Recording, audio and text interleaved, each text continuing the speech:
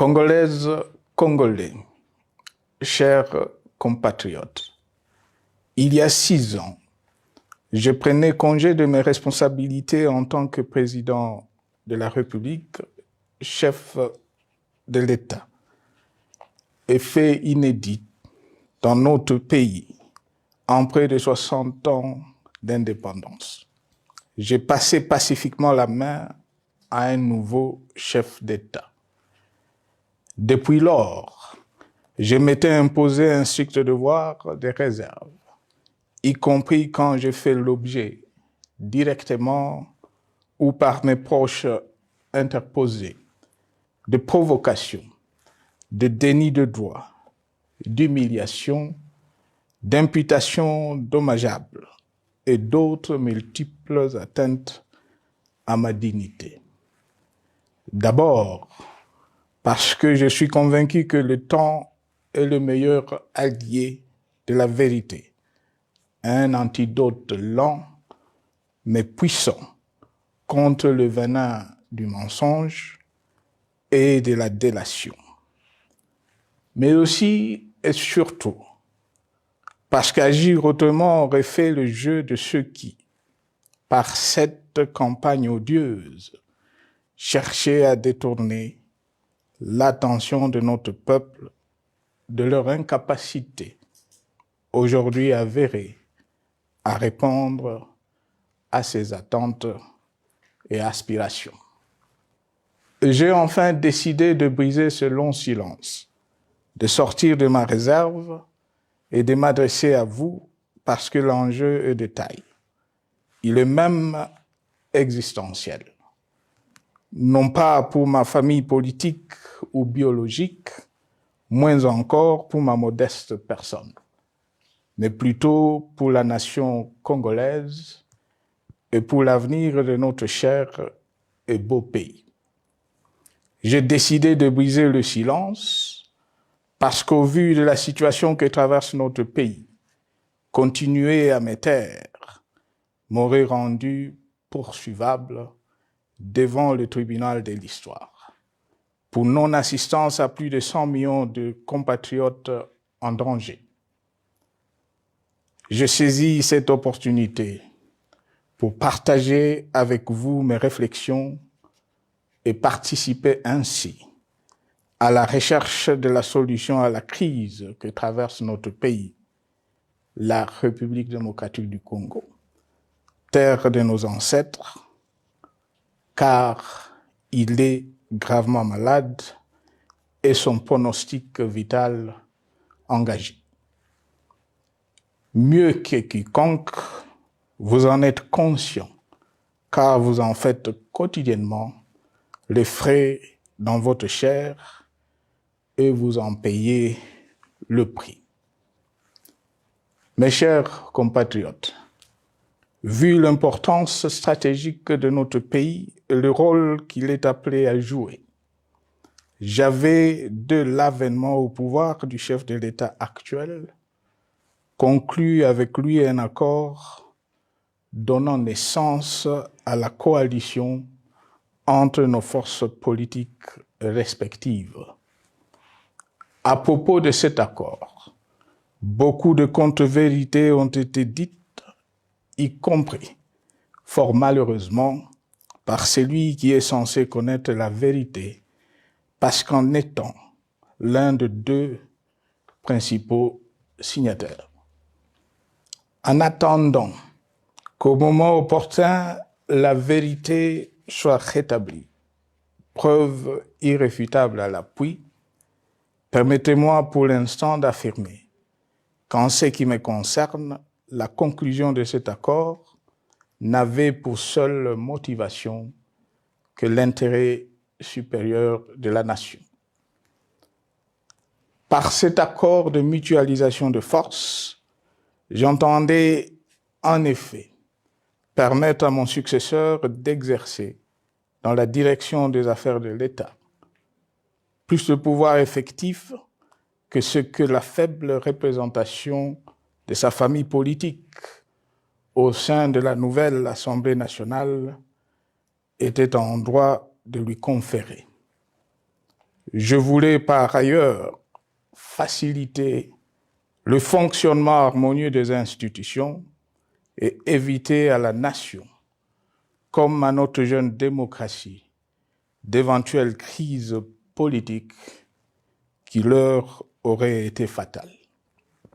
Cette première alternance pacifique et civilisée à la tête du pays avait suscité d'autant plus d'espoir qu'en janvier 2019, notre pays s'est trouvé en bien meilleur état qu'au moment de ma propre accession à la magistrature suprême en janvier 2001.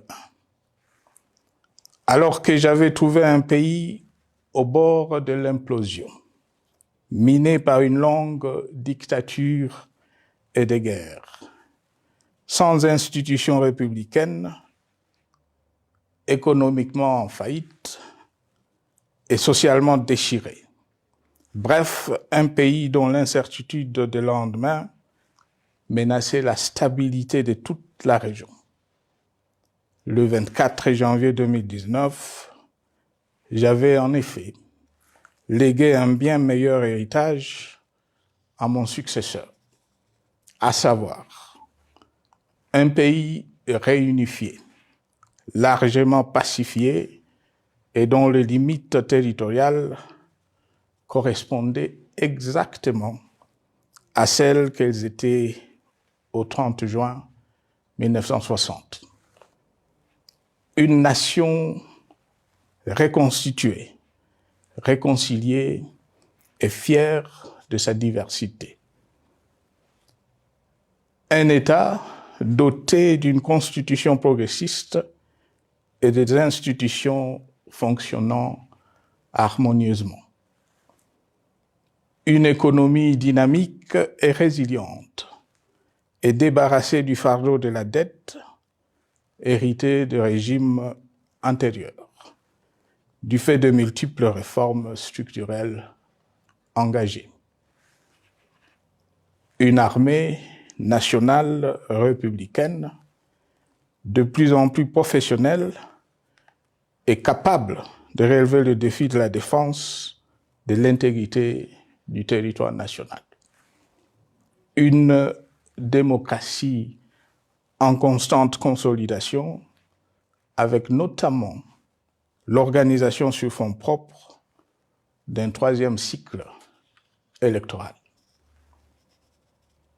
Le cœur serré, je constate qu'à peine 6 ans après, ce bel héritage en indivision, légué à l'ensemble de notre peuple, a été complètement dilapidé par celui qui en avait reçu la garde. Que notre pays offre un spectacle de plus désolant et qu'il suscite d'autant plus de désespoir au sein de notre peuple et de pitié et de moquerie à travers le monde, que l'inconscience de ses dirigeants ne permet aucun espoir de redressement. Cette détérioration rapide de la situation générale du pays est principalement due à l'iverse du pouvoir sans limite. Le nouveau dirigeant s'illustre en effet par une série de remises en cause, reniements et violations intentionnelles de la Constitution, avec en toile de fond la volonté irrésistible de concentrer tout le pouvoir entre les mains d'un seul homme au mépris du pacte qui cimentait la cohésion de notre peuple. Le premier acte de remise en question de ce pacte républicain, véritable socle de stabilité et de cohésion nationale, a consisté à violer délibérément la Constitution et les lois pertinentes lors du premier remaniement de la Cour constitutionnelle par le président de la République. La violation de ce texte juridique, fondement de tout état de droit, pour de simples raisons de confort politique est devenue depuis lors une marque distinctive de la gouvernance de notre pays. Dans le même esprit, en décembre 2020, il fut organisé un coup d'État institutionnel à la suite du renversement en pleine mandature d'une majorité parlementaire, pourtant dévolue par le peuple souverain, ainsi que le gouvernement qui en était issu.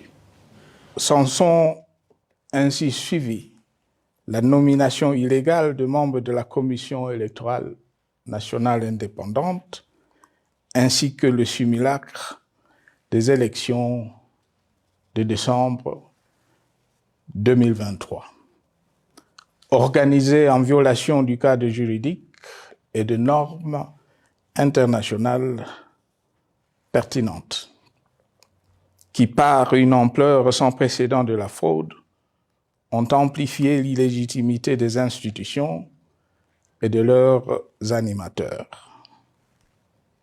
Le coup de grâce a été donné par l'annonce du projet de changement de la Constitution, un projet dont la réalisation liquiderait totalement le consensus national de Sun City. Les conséquences négatives de cette gouvernance non orthodoxe sont pour le moins stupéfiantes. Le pays est ainsi devenu un espace de non-droit. La République a cessé d'être démocratique et la volonté du chef de l'État tient désormais lieu de loi suprême, supplantant la Constitution et les lois. En revanche, érigé en politique du gouvernement, le populisme et la démagogie, le mensonge et l'arrogance, la discrimination et la stigmatisation de certaines composantes de notre peuple, l'institutionnalisation du tribalisme et du népotisme,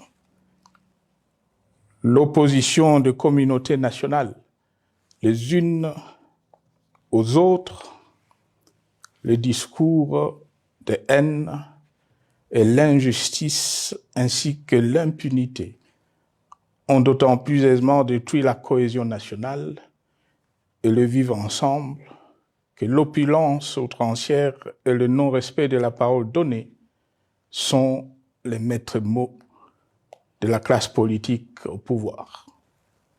Ce qui a rendu le pays fragile et donc vulnérable.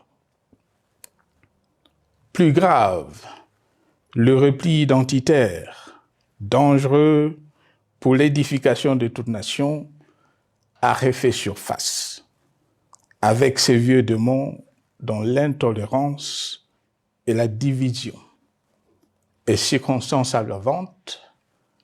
Cela est non seulement toléré et impuni, mais aussi et surtout véhiculé et financé par les tenants du pouvoir. Face à cette dérive, le Parlement a abdiqué de sa mission constitutionnelle de contre-pouvoir. Il a ainsi cessé d'être le temple de la démocratie, le lieu par excellence de l'expression législative et la volonté du souverain primaire, pour ne plus être qu'une chambre d'enregistrement de la volonté d'une seule personne. Quant à la justice, garante constitutionnelle des libertés publiques et du socle de valeurs, qui structure notre identité et forge notre unité, elle a complètement démissionné de ses responsabilités, se laissant ouvertement instrumentalisée à des fins politiques.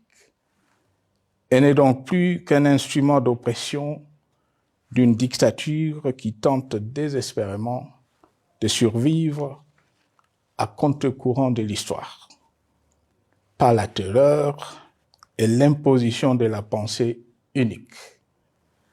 Rôle peu louable, qu'elle partage avec les milices tribales, ainsi que la police et le service de renseignement, eux aussi détournés de leur noble mission de protection des citoyens et de sécurisation de l'État.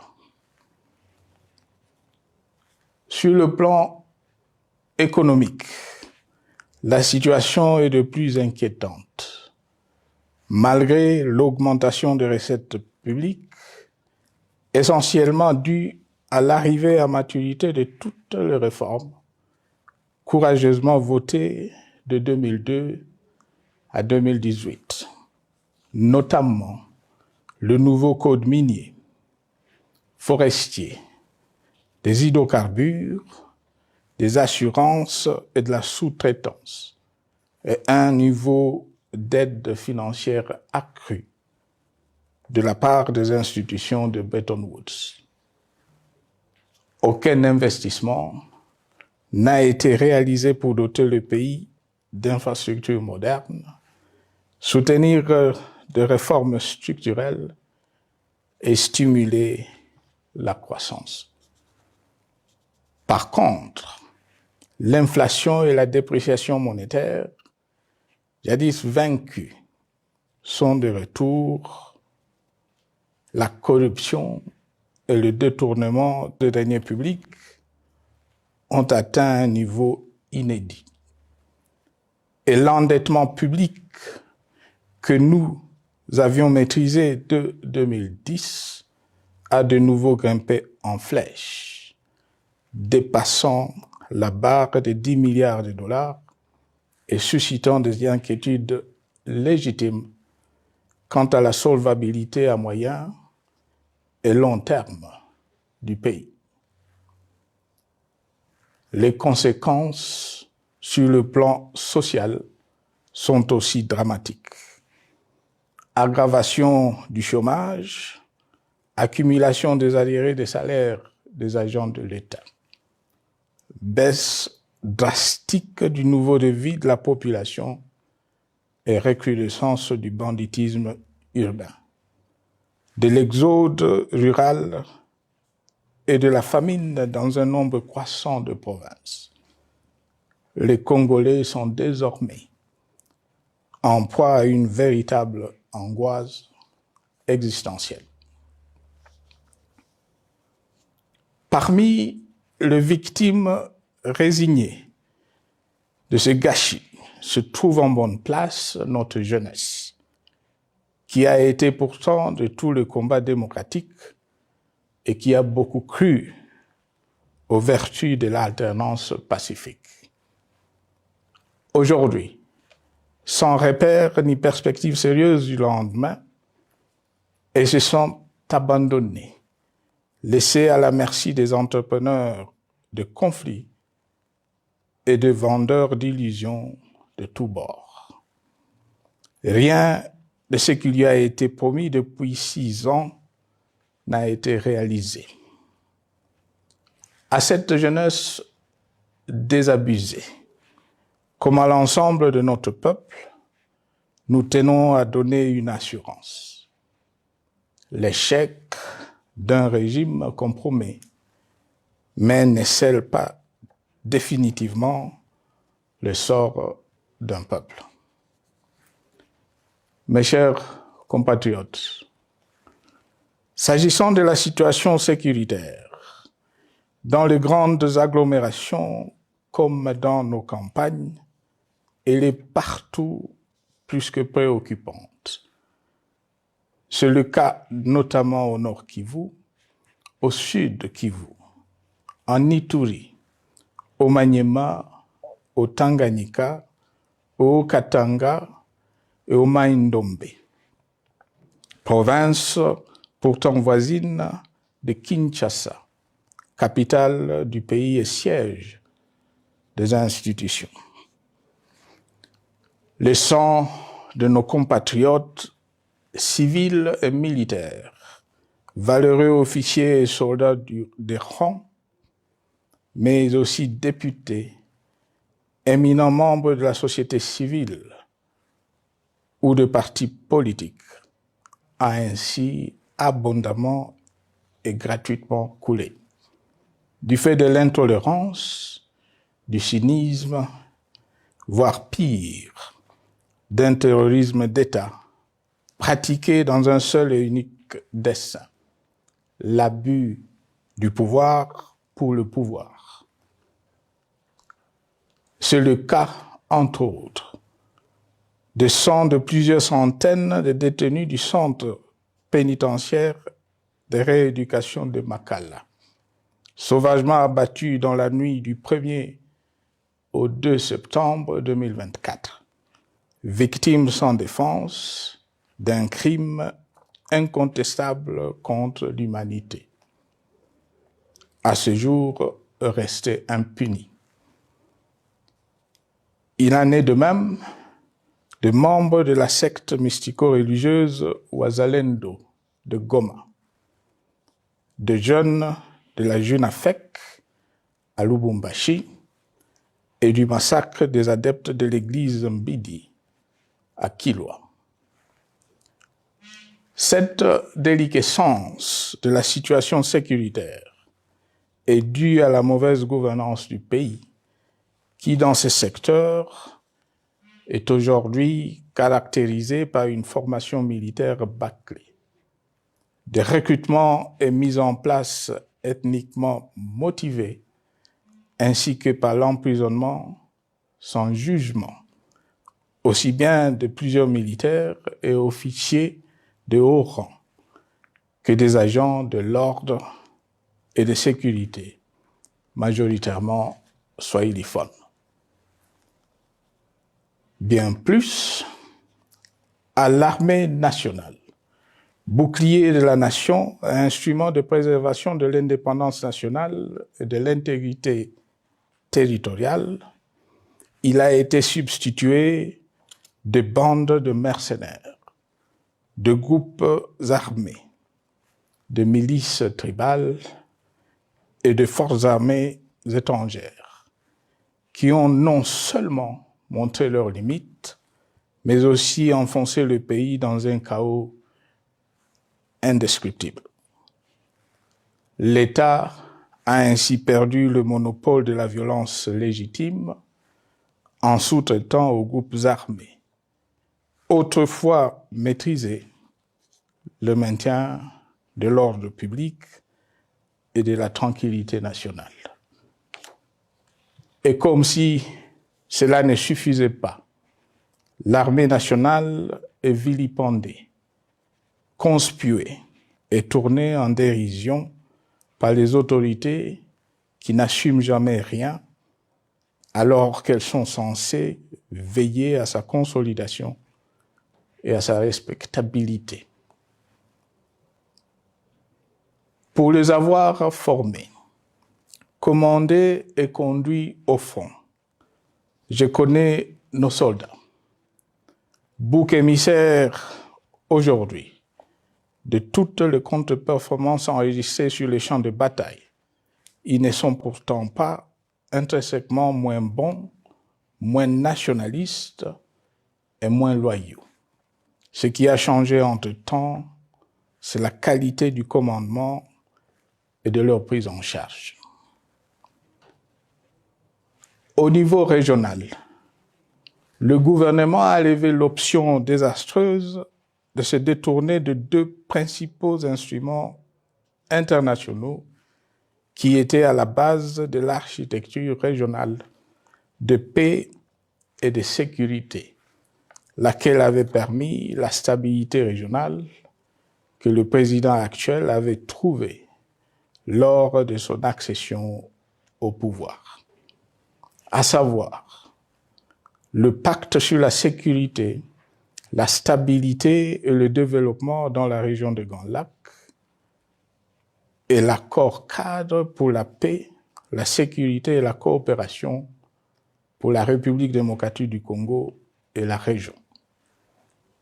Plus grave encore, en faisant de forces négatives, les FDLR, ainsi que des centaines de groupes armés congolais, des supplétifs des forces armées de la République démocratique du Congo, le gouvernement a ouvert la voie à la régionalisation du conflit, avec des conséquences inévitables sur la stabilité de la région. Mes chers compatriotes, alors que sur le plan institutionnel, politique, économique et social, les fondamentaux avaient été établis et que le pays avait été placé sur la rampe de lancement, prêt à décoller. Nous voici, hélas, en un temps record, soit 6 ans, de nouveau à la case départ.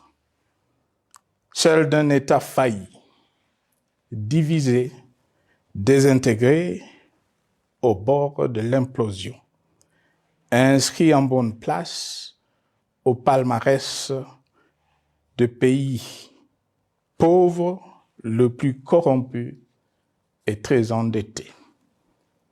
En atteste tout le rapport tant du Conseil de sécurité des Nations Unies que ceux sur l'indice de développement humain et sur la pauvreté.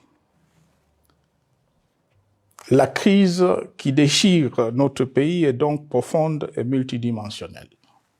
Sa solution doit être nécessairement globale. Toute autre approche n'a donc aucune chance de conduire à une paix durable. Bien plus, le Congo est intemporel.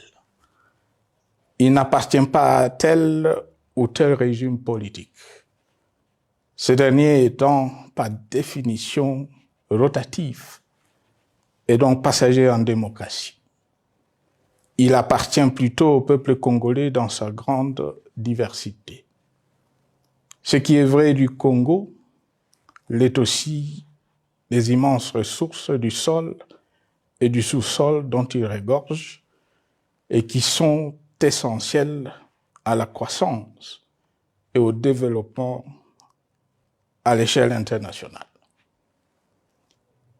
Que tous, au pays comme à travers le monde, en tiennent compte et qu'ils inscrivent leurs projets dans une perspective qui privilégie l'intérêt du Congo et des Congolais, plutôt que celui de ceux qui, à un moment ou à un autre, dirigent le pays. Cela étant, pour sauver le Congo, les griefs légitimes du peuple congolais contre le régime en place ne peuvent être éludés. Ils doivent plutôt être pris en compte. La dictature doit prendre fin et la démocratie, tout comme la bonne gouvernance économique et sociale, doivent être restaurées. Car, comme en témoigne l'histoire, il ne peut y avoir de solutions sécuritaires définitives sans solution politique sincère. Sinon, il y aura de nouvelles vagues de convulsions politiques, de troubles à la paix, d'insécurité, d'instabilité institutionnelle, de conflits armés et de guerres civiles. Perspective qu'en toute responsabilité, nous, Congolais, ne pouvons plus nous permettre. Il est dès lors vital que les multiples initiatives de recherche de la paix, Luanda, Nairobi, EAC-SADC, l'Union africaine, Doha et Washington, que nous accueillons favorablement, les considérant comme autant de signes de compassion et de solidarité à notre peuple, soient conscientes de cette exigence. Qu'elles accordent aux Congolais à la fois maîtres de leur destin et premières victimes de cette crise la place centrale qui leur revient de droit, aussi bien dans le diagnostic du mal dont souffre le pays que dans la prescription du traitement dont il a besoin pour en guérir définitivement.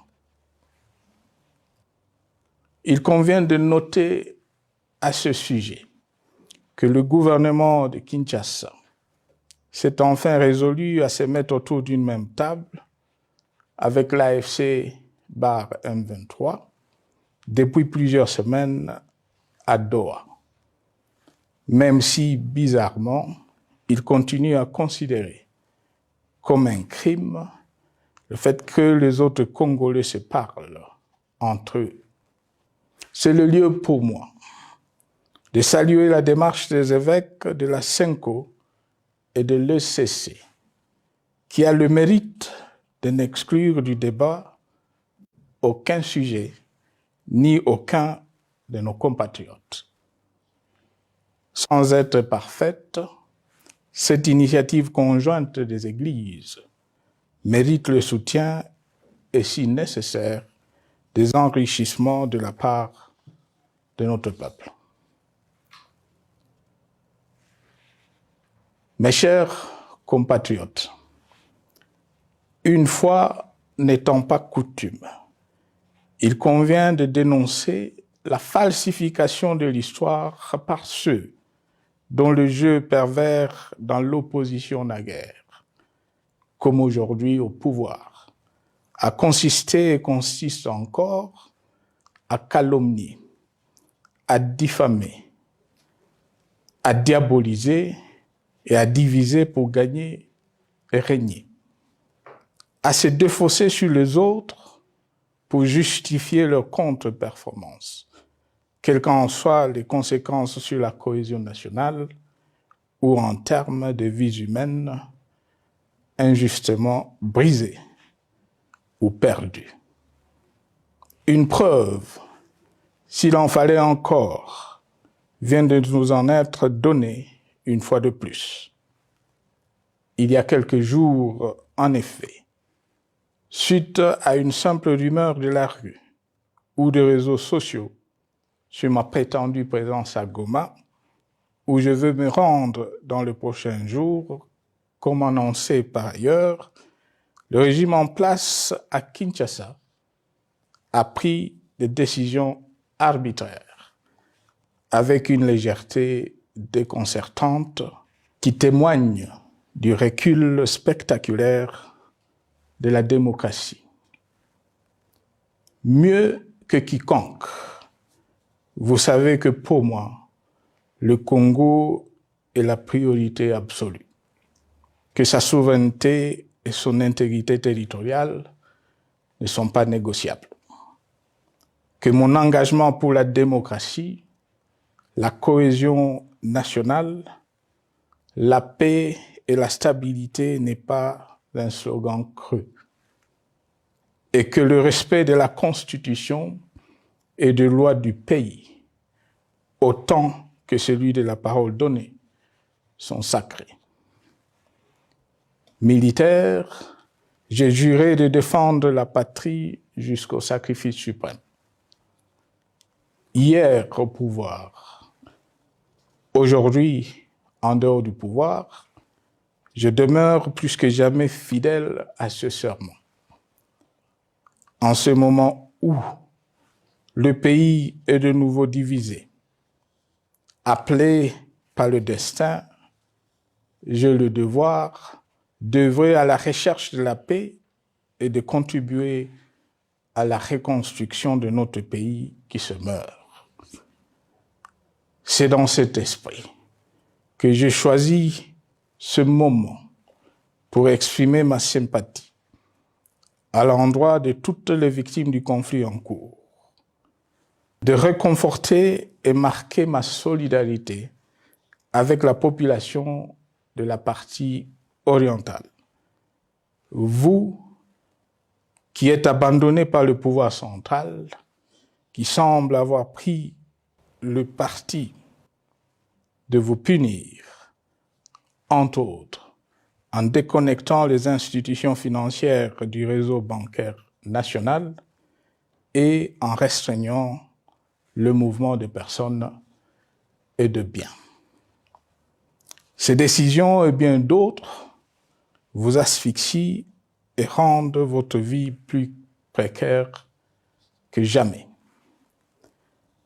J'en appelle aux uns et aux autres, en particulier au gouvernement, d'humaniser les conditions de vie de nos compatriotes de cette partie du territoire national. Ils ont droit à la vie, à la scolarisation de leurs enfants et aux autres conditions du bien-être. En entendant le rétablissement de l'autorité de l'État sur toute l'étendue du territoire national, j'invite les tenants du pouvoir à protéger la population. De même, l'armée, la justice, les autres structures en charge de l'ordre et de la sécurité doivent être véritablement au service de la population et répondre à ses aspirations. Mes chers compatriotes, de par mon expérience dans des situations similaires, le patriotisme et l'humanisme ont guidé le processus de règlement de conflits et ont porté de fruits dans le passé, aussi bien sur les champs de bataille que sur celui des négociations ou du dialogue. Notre pays avait été divisé de quasi-moitié pendant quelques années. La sagesse avait alors prévalu. Nous avions recollé le morceau et le pays a survécu dans son unité. C'est ainsi qu'après quelques années de réflexion sur la crise en cours, après avoir consulté des chefs d'État et des anciens chefs d'État de la région, ainsi que des acteurs politiques et sociaux, nationaux et étrangers, j'ai fait ce jour une proposition qui engage la nation tout entière à un sursaut patriotique pour un pacte citoyen afin de tirer le pays du gouffre. Le travail hardi qui s'impose à nous portera notamment sur les 12 points suivants. 1. Mettre fin à la dictature, mieux à la tyrannie. 2. Arrêter la guerre. 3.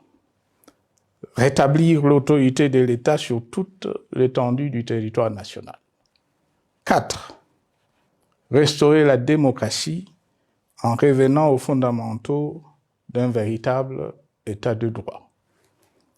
5. Rétablir les libertés fondamentales. 6. Réconcilier le Congolais et reconstruire la cohésion nationale. 7. Relancer le développement du pays par la mise en place d'une bonne gouvernance économique, une gestion administrative et financière orthodoxe et une répartition équitable des ressources nationales. 8. Relancer le dialogue sincère et permanent avec tous les pays voisins en vue de l'instauration de la paix et du développement durable dans la région. 9. Rétablir la crédibilité du pays auprès de partenaires au niveau tant régional, continental qu'international. 10.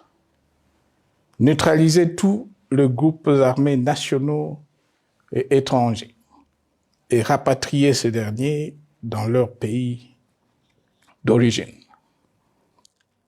11.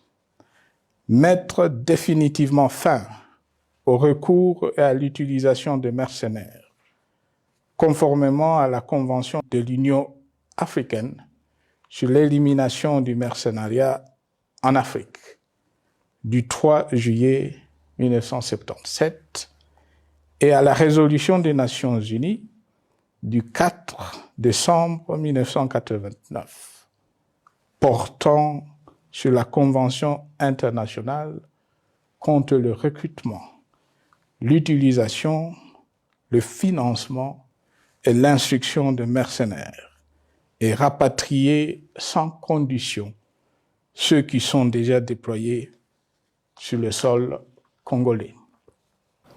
12. Ordonner le retrait sans délai de toutes les troupes étrangères du territoire national. À ce sujet, je salue la décision sage des pays de la SADC de retirer les troupes de la SAMI DRC de notre pays. Vu l'immensité de la tâche ainsi décrite, je lance un appel solennel à tous les Congolais, sans distinction de sexe, d'ethnie, d'âge, de classe sociale, de zone géographique ou d'appartenance politique, qui aiment passionnément le Congo, qui sont prêts à tous les sacrifices, qui adhèrent sans réserve au pacte républicain de Sun City et qui tiennent au respect de la Constitution du 18 février 2006 à s'unir autour de ces objectifs. Il s'agit de la refondation de l'État et de l'édification d'un pays qui a perdu ses repères. Mobilisons-nous et mettons à profit tous les moyens à notre disposition pour restaurer l'unité nationale, sauver le Congo et préserver son indépendance. Car l'Afrique et le monde nous regardent. Mes chers compatriotes, le Congo vaut mieux que la caricature qu'en donnent ses dirigeants actuels. Le Congo mérite mieux que cette politique extérieure faite de jérémiades et de mendicité. J'ai donc la ferme conviction que le peuple congolais est capable, aujourd'hui comme en 1960, de vaincre le démon de la division, qu'il est capable aujourd'hui, comme au cours de la décennie 90, de vaincre la tyrannie et la tentation du pouvoir absolu. Qu'il est capable aujourd'hui, comme en 2003, de prendre le dessus sur ce qui nous divise et de mettre fin à la violence armée qui oppose ses enfants. Pour y parvenir, chacun doit jouer sa partition. Je m'engage à jouer la mienne. Que Dieu bénisse la République démocratique du Congo, qu'il bénisse individuellement chacun de vous. Je vous remercie.